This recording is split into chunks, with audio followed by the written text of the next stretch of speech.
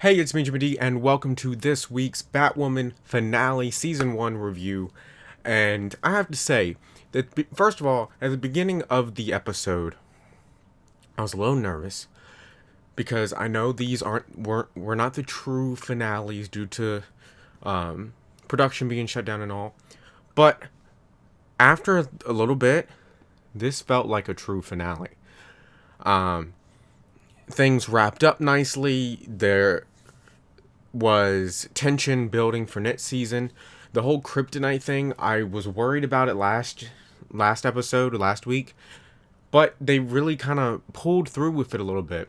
So basically, they used the kryptonite in the Batwoman suit to make it basically bulletproof. And while I was a little questionable, I guess they're kind of using it as sort of like a vibranium type element, but also its weakness to kryptonite. And I do like the fact that Batman and Superman were friends and now on this Earth, because we didn't know much about that relationship since Crisis. Titan, I felt like he was a good villain. It started off really dark, and I mean, he even killed his brother, which was even more dark than I couldn't even imagined. But overall, good. Batwoman was able to talk him down like Batman typically does. But the only downfall was the Crows just fucking shot him down. And they didn't have to do that, but damn. And then they just shot Batwoman up because they're like, oh, well, this is war. And the Crows just pissed me off. Like, someone needs to stop them, because they are just out of control and completely ridiculous. And I know it's her father, but like he pisses me off. But ultimately she's like, well, Luke found a way to destroy kryptonite, and that wasn't expected. Basically, a ton of pressure and all can break it and turn into dust and all.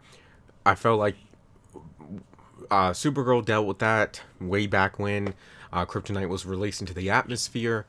But we'll have to see where that goes. I love the Batwoman Supergirl stuff, and I really hate that the crossover is Superman and Batwoman for next year. But I'm excited to see where this goes, because there was a lot of relationship building and world building with Batwoman tonight, and I really do love that world building that we're getting since Crisis is over. Ultimately, I probably would give this episode, I'd say about an 8.5.